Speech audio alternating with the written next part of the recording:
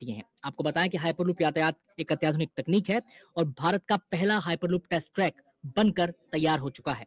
Bharat hyperloop era में दाखिल हो चुका है। कांग्रेचुलेशंस।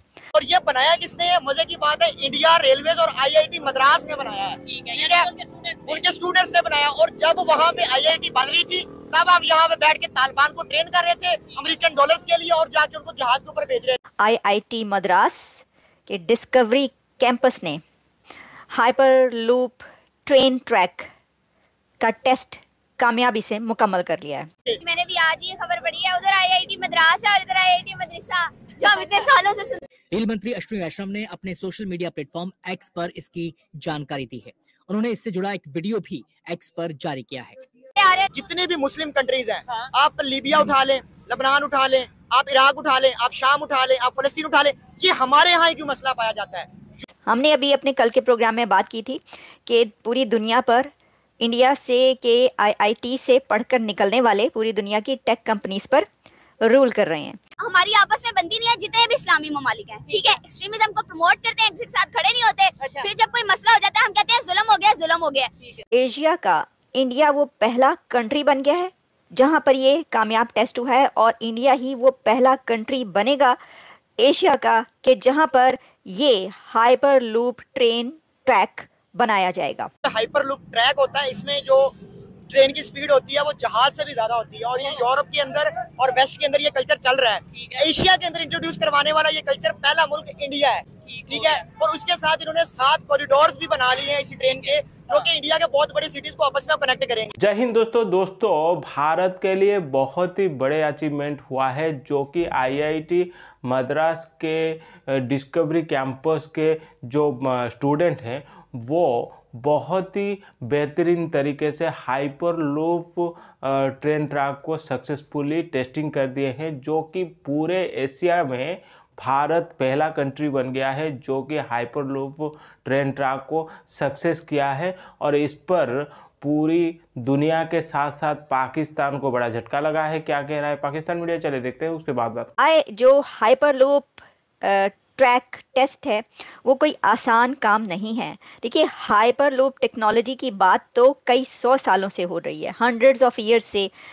जब से ये जो टेक्नोलॉजी स्टार्ट हुई, इसके बारे में साइंटिस्टों ने सोचना शुरू किया, तब से ही ये सोच चल रही है कि हाइपरलूप सिस्टम को कैसे अडॉप्ट किया जाए।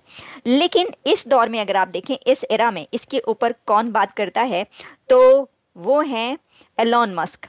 एलॉन मस्क हाइपरलूप टेक्नोलॉजी की इसकी बहुत बात करते हैं और उनकी जो कंपनीज हैं उसमें भी इस तरह के टेस्ट कामयाब तजुर्बात होते रहते हैं।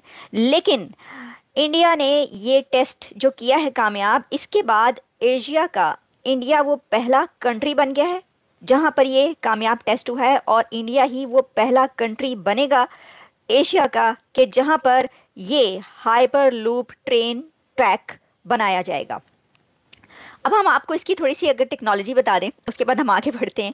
तो देखिए, ये कहा जाता है कि जो बुलेट ट्रेन है, अभी तो हम उसी की बात कर रहे थे, अभी तो हम ये बात कर रहे थे ना कि जी भारत जो है वो बुलेट ट्रेन ला रहा है, कि देखिए इंडिया में बुलेट ट्रेन आ गई। पाकिस्तान में तो अभी पुरानी ट्रेनें ही वो रुक रुक के चलती हैं और चल चल के रुकती हैं, तो इंडिया तो बुलेट ट्रेन की बात कर रहा है।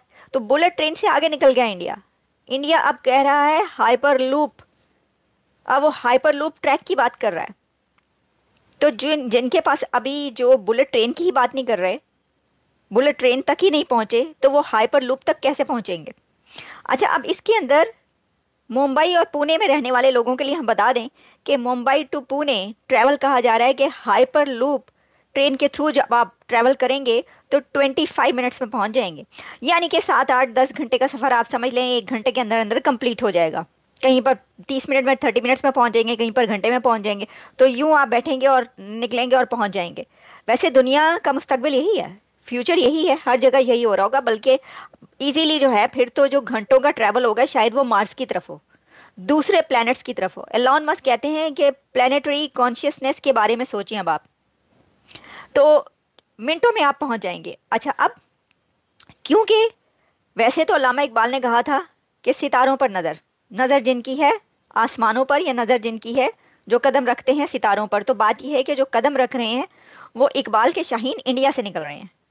उनके स्टूडेंट्स ने बनाया। और जब वहाँ पे IIT बन रही थी तब हम यहाँ पे बैठ के तालिबान को ट्रेन कर रहे थे अमेरिकन डॉलर्स के लिए, और जाके उनको जहाज के ऊपर भेज रहे थे दूसरे मुल्कों के अंदर। अमेरिका के लिए हम काम कर रहे थे। उस वक्त वो अपनी डेवलपमेंट कर रहे थे, और हमने क्या डेवलपमेंट किया, हमने मदरसा सिस्टम के अंदर अपनी इन्वेस्टमेंट की। और हमें यहाँ तक नहीं पता होता कि हम उसके ऊपर जो इन्वेस्टमेंट कर रहे हैं वो पैसे कहाँ से आ रहे हैं, उनको फंड कौन कर रहा है।